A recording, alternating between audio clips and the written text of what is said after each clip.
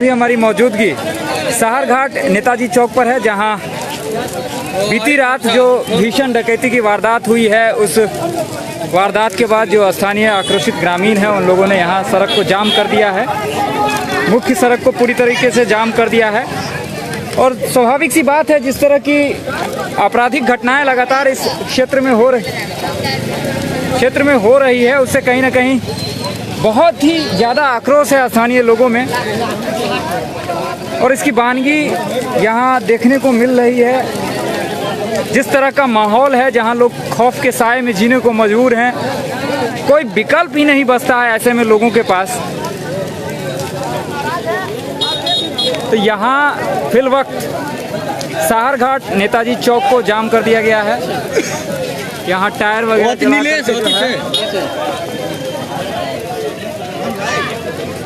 मुख्य सड़क को जाम किया गया है।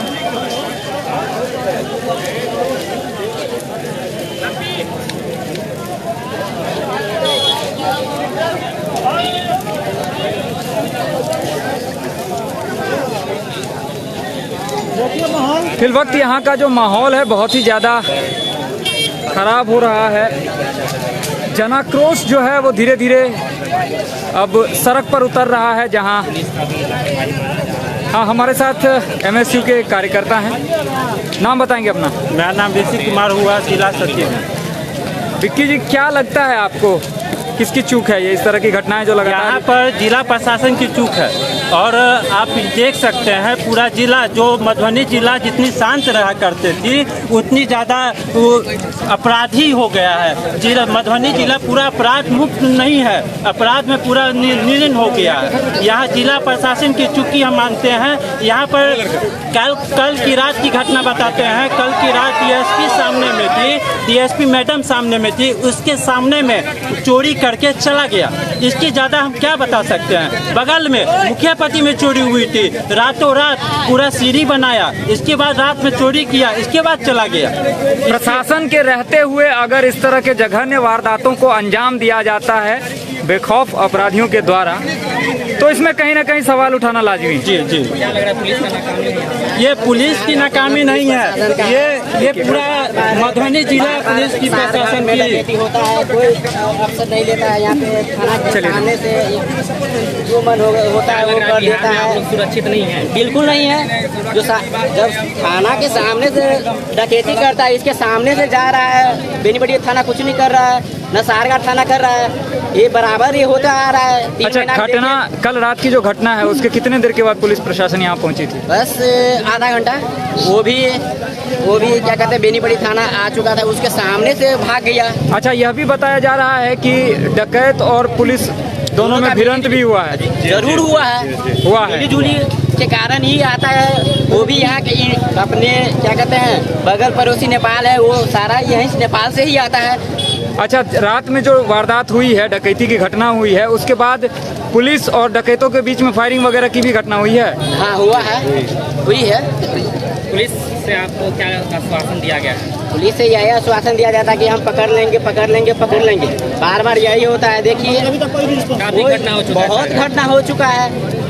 2-4 दिन पहले का भी आबादी गाँव है, वो यहाँ पे प्रमुख साहब के घर में हो गया है। बार बार यही होते आ रहा है। सहारघाट थाना कुछ नहीं कर रहा, न बेनीपट्टी थाना कर रहा है। तो कुल मिलाकर यहाँ की जो स्थिति है, स्थानीय लोगों का जो आक्रोश है वो अपने उबाल पर है। लगातार पुलिस प्रशासन पर इस तरह से सवाल उठाए जा रहे हैं और स्वाभाविक सी बात है, जिस तरह की नाकामी पुलिस प्रशासन की लगातार मधवापुर प्रखंड क्षेत्र के दोनों थाना क्षेत्रों में देखने को मिल रही है, उसके बाद लोगों में जनाक्रोश होना स्वाभाविक सी बात है। फिलवक्त सहारघाट बाजार को भी पूरी तरीके से बंद कर दिया गया है। यहाँ जितने भी स्थानीय दुकानदार हैं उन लोगों ने इस घटना के विरोध में बाजार को भी पूरी तरीके से बंद कर दिया है। आवश्यक वस्तुओं को छोड़कर बाकी कोई भी दुकान जो अमूमन खुली रहती है वो सभी दुकानें बंद कर दी गई हैं, जिससे यह साफ प्रतीत हो रहा है कि स्थानीय लोग जो खौफ के माहौल में लगातार जीने को मजबूर हैं वो अब विवश हो चुके हैं।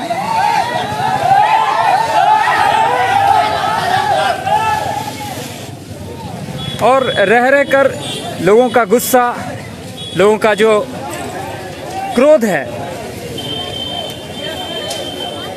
वो देखने को मिल रहा है यहाँ फिलवक्त।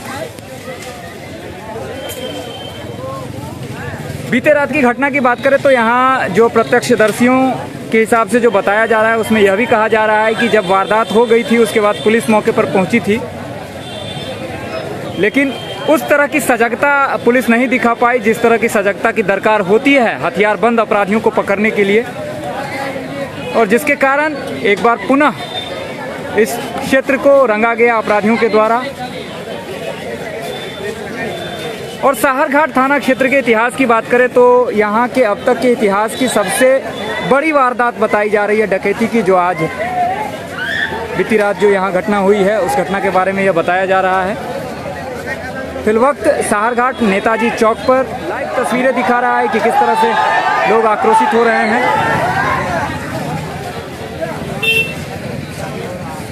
पूरे साहरघाट बाजार को, जो कि एक प्रमुख व्यावसायिक हब है, यहाँ अगर बात करते हैं इस 15 से 20 किलोमीटर के रेडियस की, तो साहरघाट बाजार जो है एक प्रमुख व्यावसायिक केंद्र बन चुका है।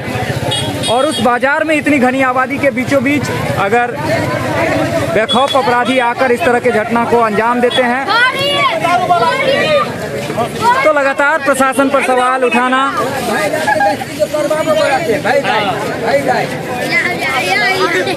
पुलिस प्रशासन के खिलाफ जो लोगों का आक्रोश है वो साफ देखने को मिल रहा है। फिलवक्त यहाँ की स्थिति काफ़ी बेहद आक्रोशपूर्ण है, जहाँ स्थानीय लोग किसी भी कीमत पर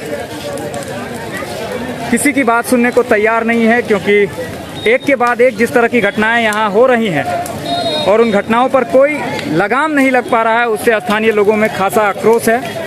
फिलवक्त साहरघाट नेताजी चौक का यह नज़ारा है, जहाँ बीती रात हुई डकैती के विरोध में आक्रोशित लोगों ने सड़क को जाम कर दिया है।